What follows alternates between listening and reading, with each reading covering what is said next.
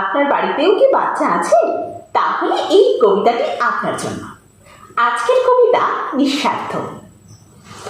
গোপলাটাকে হিংসুটের মা খাবার দিলেন ভাগ করে, বললে না তো মুখেও কিছু, ফেললেন ছুঁড়ে রাগ করে। জ্যাঠাই মা যে মেঠাই দিলেন, দুই ভাইতে খাও বলে।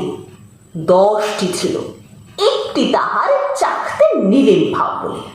আর যে 9টি ভাগ করে তাই 3টে দিলেন গোপলাকে। তবুও কেবল হ্যাংলা ছেলে আমার ভাগেই চোখ রাখে। বুঝি বলি, কাঁদিস কেন? তুই যে নেহাত কনিষ্ঠ, বয়স বুঝে সামলে খাবি, তা নইলে হয় অনিষ্ট। 3টি বছর তফাৎ মোদের, জায়দা হিসেব গুনতি তাই।